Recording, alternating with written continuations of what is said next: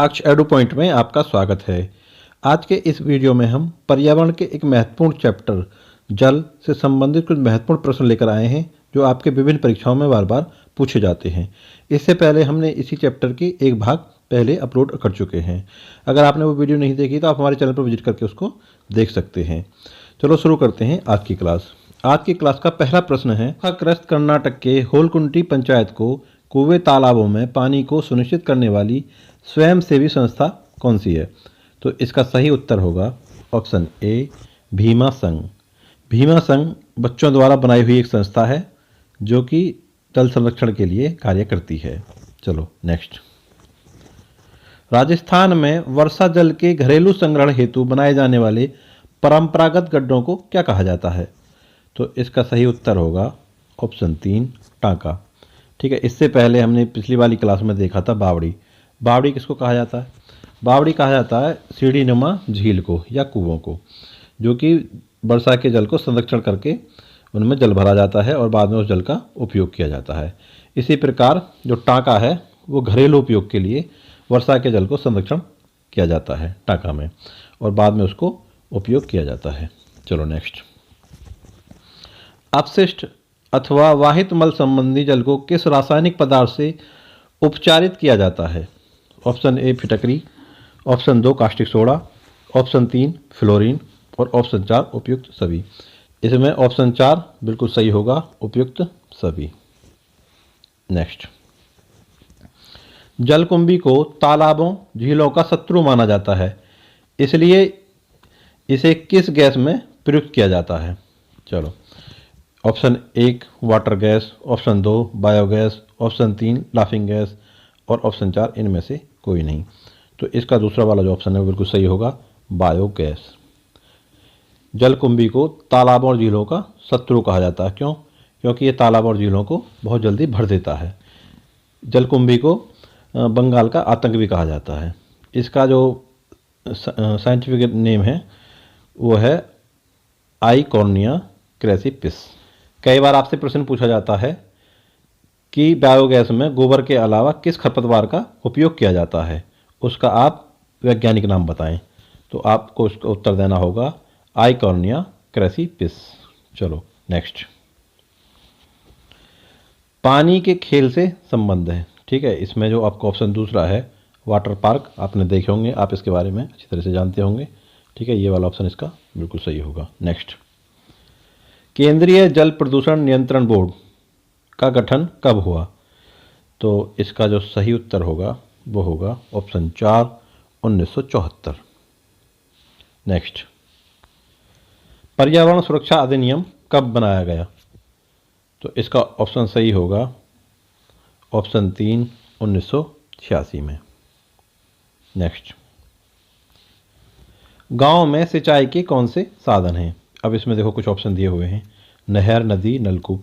ये आसान प्रश्न है, तो इसमें हमने आसान और कठिन सभी प्रकार के प्रश्न रखे हैं। हमारी कोशिश ये है कि कोई भी प्रश्न छूटे ना, चाहे आसान हो चाहे कठिन हो। ठीक है, हर प्रश्न को हमने टच जरूर करना है। ठीक है, जिससे एग्जाम में आप देखते ही उसको बिल्कुल सही कर दो। हो सकता है आपको एग्जाम में इस तरह का आसान प्रश्न आ जाए और आप उसको जल्दबाजी में गलत कर दो। ठीक है, आप अगर उसको पहले देख चुके होगे तो उसकी गलत होने की संभावना बिल्कुल कम हो जाएगी। ठीक है, तो इसमें आपका ऑप्शन 4 सही होगा। तीनों ही नहर, नदी और नलकूप सभी सिंचाई के साधन हैं। नेक्स्ट। सिंचाई का कौन से साधन परंपरागत हैं? ठीक है, जो पहले से ही चलते आ रहे हैं। तो इसमें आपका नदी, ये तो है ही, और चौर। चौर क्या होता है? इससे पहले पिछली वाली क्लास में हमने आपको बताया था चौर। चौर जो नदी के जो आसपास के क्षेत्रों में जो छिलछला जल होता है झील टाइप में, उससे कहते हैं चौर। ठीक है, इसी की तरह होती है मन। मन क्या होता है? थोड़ा गहरा, जो गहरी झील होती है नदी के आसपास के क्षेत्रों में, उसे कहते हैं मन। ठीक है, तो इसमें जो नदी से भी सिंचाई होती है, चौर से होती है, मन से होती है और तालाब से भी होती है। तो इसमें उपरोक्त सभी ऑप्शन 4 बिल्कुल सही होगा। नेक्स्ट। हम कुएं से पानी भरते थे, पास के कुएं 1 साल पहले सूख गए थे, अब काफ़ी दूर चलकर जाना पड़ता है, यह किस क्षेत्र की स्थिति है? देखिए, अब आप ऑप्शन देखिए। इसमें जो आपका दूसरा ऑप्शन है शहर, शहर में कुएं से पानी नहीं भरते हैं। ठीक है, ये नहीं होगा। मरुस्थल में जो कुएं नहीं होते हैं। ठीक है, तो ये भी आपका ऑप्शन नहीं होगा। कॉलोनी जो शहरों में होती हैं उसमें भी कुएँ नहीं पाए जाते हैं, ठीक है, तो ये भी ऑप्शन आपका नहीं होगा। तो इसमें आपका पहला वाला ऑप्शन गाँव बिल्कुल सही होगा। चलो नेक्स्ट। मेरे यहाँ हैंडपंप लगा है लेकिन उसका पानी काफ़ी खारा है। खारे का मतलब है उसमें लवणता है, ठीक है, नमक घुला हुआ होता है, उसको कहते हैं खारापन। कपड़े साफ नहीं होते हैं फिर भी हम पीते हैं, यह किस क्षेत्र की स्थिति है?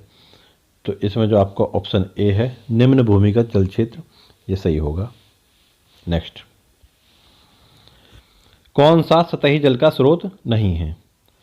ठीक है, तो इसके जो ऑप्शन दिए हुए हैं वर्षा का जल, नदियाँ, समुद्री जल और कुएँ। अब देखो पहले सबसे पहले समझ लेते हैं सतही जल किसको कहते हैं। तो सतही जल जो होता है, जो पृथ्वी की सतह पर पाया जाने वाला जल है, उसको कहते हैं सतही जल, ठीक है। इसको धरातल जल भी कहते हैं। अब देखिए इनमें कौन कौन से आते हैं, ठीक है। पृथ्वी की सतह पर पाए जाने वाले जल, सरिताएँ आती हैं इनमें, नदियाँ आती हैं, झील, तालाब या आर्द्र भूमि, ठीक है, ये सब आते हैं सतही जल कहलाते हैं। अब स्रोत का मतलब है कि इनमें जो जल कहाँ से आता है, ठीक है। तो झीलों में, तालाबों में, इन सब में कहाँ से वर्षा का जल आता है, या ये इसमें से स्रोत होगा, ठीक है। और नदियाँ, ये भी स्रोत है। समुद्री जल वाष्पित होकर आकाश में चला जाता है और वापस वर्षा के रूप में पृथ्वी पर आ जाता है, ठीक है। तो तालाबों, झीलों में आदि में ये वर्षा का जल ही ज़्यादातर पाया जाता है, ठीक है। तो ये सारे तो स्रोत हैं। तो इसमें ऑप्शन 4 जो होगा कुएँ, कुएँ का जल जो है वो सतही जल का स्रोत नहीं है, तो ये वाला ऑप्शन इसमें बिल्कुल सही होगा, ठीक है। क्योंकि कुएँ का जो जल है वो सिर्फ जो सिंचाई में ज़्यादा उपयोग किया जाता है, आपको झील में, तालाबों में, नदियों में, ठीक है, ये कुएँ का जल भरा हुआ नहीं मिलेगा। तो इसमें ऑप्शन 4 आपका बिल्कुल सही होगा। चलो नेक्स्ट। जल का जलमंडल, वायुमंडल व स्थलमंडल में प्रवाह क्या कहलाता है? ठीक है, तो इसको कहते हैं ऑप्शन 1 जलीय चक्र, बिल्कुल सही होगा। नेक्स्ट। पौधों के जल का वाष्प में बदलना क्या कहलाता है? ऑप्शन ए जो वाष्पीकरण, दूसरा है वाष्पोत्सर्जन, तीसरा है वाष्पन और चौथा इनमें से कोई नहीं। तो इसको कहते हैं वाष्पोत्सर्जन। ऑप्शन 2 इसका बिल्कुल सही होगा। नेक्स्ट। जल वाष्प के संघनित होने पर बनी जल की छोटी छोटी बूंदें क्या कहलाती हैं? देखिए जल वाष्प जो है वो हमारे वायु में पाई जाती है, ठीक है। और जैसे ही मौसम ठंडा होता है, तो रात्रि में जैसे मौसम ठंडा होता है तो सुबह को आपको ओस के रूप में वो बूंदें मिल जाती हैं, ठीक है। वैसे तो उसको ओस कहते हैं, लेकिन इसमें ऑप्शन के हिसाब से जल कणिका बिल्कुल सही होगा। ये वाला ऑप्शन आपका सही होगा, जल कणिका, ठीक है। जो जल वाष्प होती है वो रात्रि में जो तापमान कम हो जाता है तो उस समय संघनित होकर के ओस के रूप में आपको पेड़ पौधों पर या घास पर दिखती होगी, ठीक है। चलो नेक्स्ट। निम्नलिखित में से कौन सा विकल्प सत्य है? ठीक है, अभी इसमें जल चक्र के 4 विकल्प दिए हुए हैं, ठीक है। इसमें हमें देखना है कि कौन सा वाला विकल्प सही है। तो इसमें आप देखो पहला वाला जो विकल्प है, सबसे पहले वाष्पन होता है, वाष्पन होकर फिर संघनन होता है, संघनन के बाद बादल बन जाता है और बादल के बाद वर्षा। तो इसमें पहला वाला ऑप्शन बिल्कुल सही है। नेक्स्ट।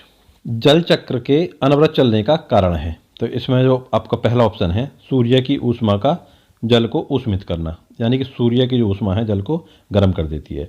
ऑप्शन 2 है सूर्य की ऊष्मा का जल को वाष्पित करना, जब जल गर्म हो जाता है तो वो वाष्पित होकर वायुमंडल में चला जाता है। जल वाष्प का वर्षा के रूप में धरती पर आना, ठीक है। तीनों ऑप्शन बिल्कुल सही हैं, तो इसलिए ऑप्शन 4 इसका उपरोक्त सभी सही होगा। नेक्स्ट। रिमझिम बारिश में भूमि के नीचे रिसने वाले जल को क्या कहते हैं? सुरक्षा जल, सतही जल, लवणीय जल या भौम जल? तो उसको कहते हैं भौम जल, ग्राउंड वाटर, ठीक है। जो पृथ्वी के नीचे बारिश का पानी जो है रिस के नीचे पहुंच जाता है उसको कहते हैं ग्राउंड वाटर या भौम जल। नेक्स्ट। विश्व जल दिवस प्रतिवर्ष कब मनाया जाता है? तो इसमें थोड़ा सा आसान प्रश्न है, पहला वाला ऑप्शन बिल्कुल सही होगा, 22 मार्च को। नेक्स्ट। संयुक्त राष्ट्र ने पीने, कपड़े धोने, भोजन पकाने और साफ सफाई के लिए न्यूनतम कितने लीटर जल प्रति व्यक्ति प्रतिदिन अनुमोदित किया है? ठीक है, तो इसका जो पहला वाला ऑप्शन है 50 लीटर बिल्कुल सही होगा। नेक्स्ट। मानव शरीर में कितनी प्रतिशत जल पाया जाता है? ठीक है, अब देखो इसमें जो ऑप्शन दिए हुए हैं तो उसके हिसाब से इसमें ऑप्शन 2 70% ये सही होगा, लेकिन वास्तव में कितना होता है वो 65% के आसपास होता है, 65%। ठीक है, तो अब कहीं कहीं 70 भी दिया होता है, ठीक है 70, और कहीं कहीं 60 भी दिया होगा, तो वैसे तो 65 बिल्कुल सही होगा। ठीक है, लेकिन 70 दिया है और 65 नहीं है वहाँ पर, तो आपने 70% सही करना है।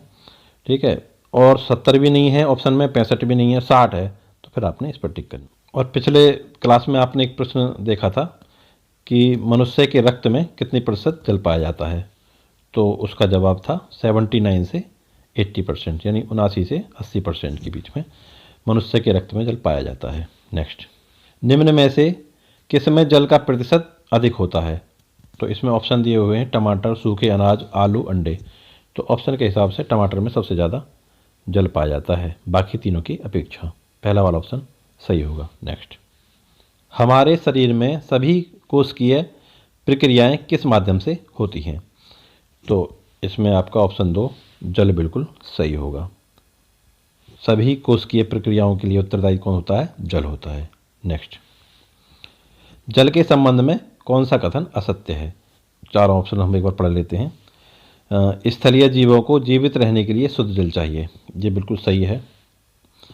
प्रकाश संश्लेषण की प्रक्रिया में जल आवश्यक है, ये भी सही है। जल असंख्य पादपों का आवास स्थल है, ये भी सही है। जल धरती की नमी को अवशोषित करता है, ये गलत है। ठीक है, तो ये वाला हमारा ऑप्शन सही होगा, ऑप्शन 4।